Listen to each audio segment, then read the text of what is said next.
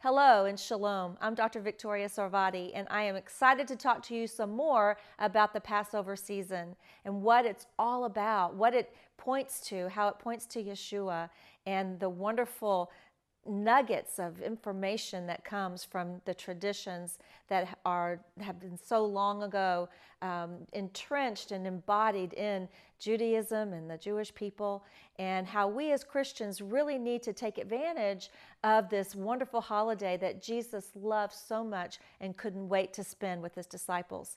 This particular holiday is the third holiday or feast of Passover, and it's called the Feast of First Fruits, also Bikkurim in Hebrew.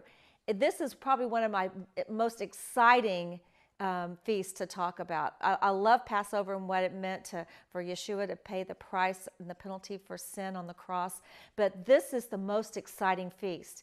We remember that Yeshua was actually crucified on the Feast of Passover, on the Passover day. He was also buried on the Feast of Unleavened Bread.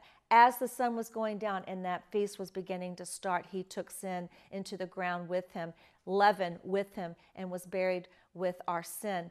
But this particular holiday is the Feast of First Fruits, which means what has come up from the ground, the very first fruit from the ground. Now, in the times past, in ancient times, Israel was very agricultural as far as its the way the vocations and what they did to create income. It was an agricultural society, and so what they would do is they would plant their harvest, and then when the very first fruit, the very first crop, the very first barley crop in this situation came out of the ground, they would mark it. I'm not sure how they marked it. It could be a ribbon, it could be a little stake, it could be something, but it was marked that this was the very first one that broke the ground. And so when this day would come, the people in the town, people all over Israel, as well as the priest, would go into their area where their crops were growing, and they would cut down that very first fruit, and it would be offered at the temple as a wave offering or a sacrifice unto the Lord. Well, what's really interesting about this is whenever the priests went to their plot of land to cut down their barley stalk, the very first one, it would happen in the evening time and on the Feast of First Fruits. Remember that the day starts in the evening. So on this particular day, which by the way is the first day of the week after the Sabbath, of course the first day of week always comes after the Sabbath, but it's during that Passover time period, that unleavened bread time period of that fast time.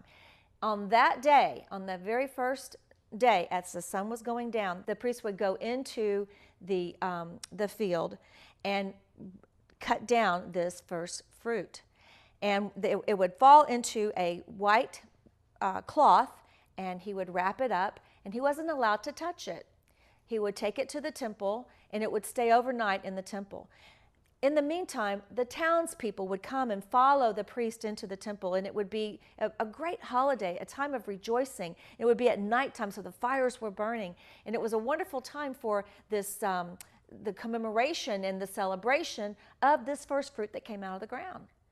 Well, when you think about what happened on that day 2,000 years ago, when Yeshua came out of the grave, he was the firstborn of the dead, the firstborn of the ground that came out and was alive. He was that first fruit.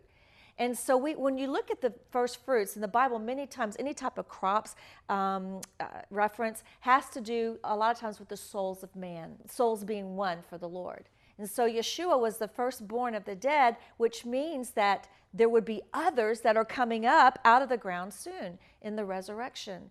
It all points to the resurrection of the dead in the future. Now, what would happen would be that the priest would wave the offering in the morning of the day of first fruits before the temple, before the Lord. And it was determined at that point in time, if God received the first offering, then he would definitely receive the rest. And so what happened? Jesus came out of the grave on that night, still dark, on the very first hours of the first Feast of First Fruits. And he saw the women. He saw Mary and the women. And the very first thing he said to them was, "Do not touch me. Why? Because they understood that he was talking about how he was the first fruits. He was the firstborn of the dead. Remember, no one could touch the first fruits when it came out of the ground. It went right into that cloth, that linen cloth, and was taken in that cloth to the temple. So Yeshua said, don't touch me. I haven't ascended to my Father and your Father.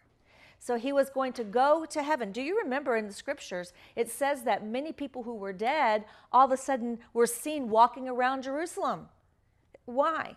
It's because whenever he was in the grave, in the spiritual world, he went down into the Abraham's bosom in Hades, a compartment of hell the Bible talks about, or a compartment of Hades that was just for the righteous people before Yeshua came.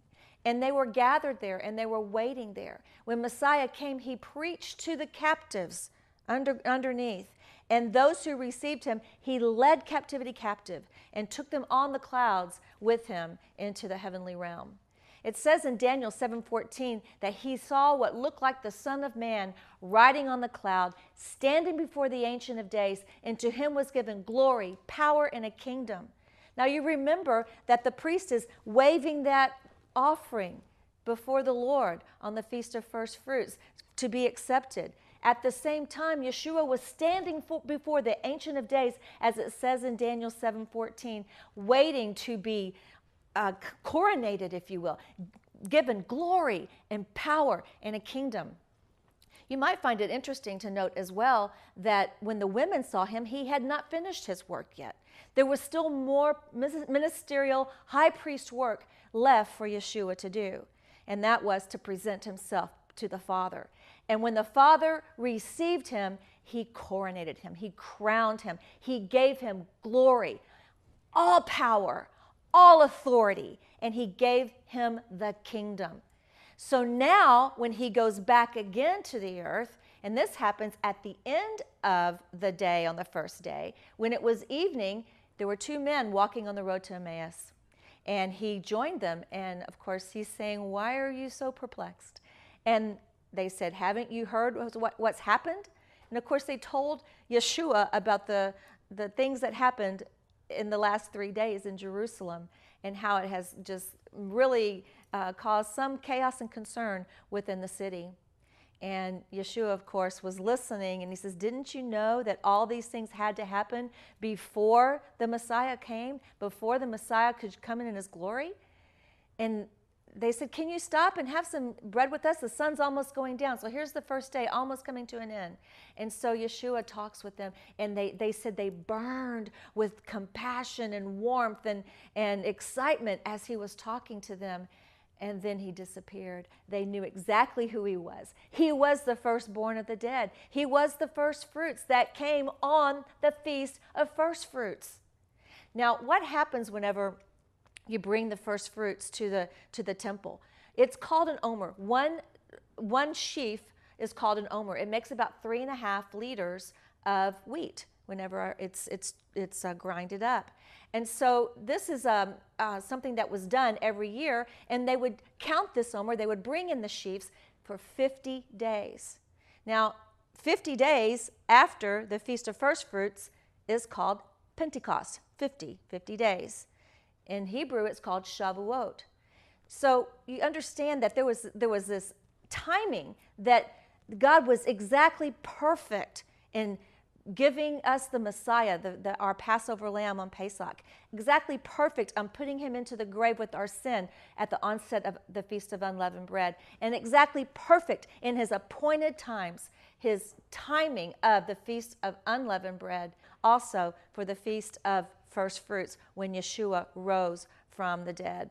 You see, there are 7 feasts in the Bible. The first 3 are in the spring, and then the 4th one is in the summer. And this is the one that we're preparing for as we take in the crops, as we take in the omers of barley and count it for 50 days. And what we liken this to or reckon this to is the bringing in of souls. It's like we have this time period. Jesus says he look unto the fields. They are white for harvest. There's a lot of work out there, but there's not that many workers. So we have to be diligent. We have to be faithful to God. And this is the time period that reminds us to go into the world and to share and testify and tell everybody the good news that you can be a part of God's family. You can have eternal life, and you will be raised from the dead and be a part of the resurrection. Just what this feast is all about. Yeshua was the perfect fulfillment of this feast. Isn't this exciting how we see the word being fulfilled in all of these feasts? Well, we're going to talk about the Feast of Shavuot, or the Feast of Pentecost, next week. And I hope you will join me for that so that you can find out more and just enter in to the festivities and know what this wonderful feast is all about. I just am so excited to be able to visit with you about these things. As you can tell, I have great compassion when it comes to this particular feast. It's a joy in my heart. So God bless you, and thank you for tuning in. Chag Sameach and Shalom.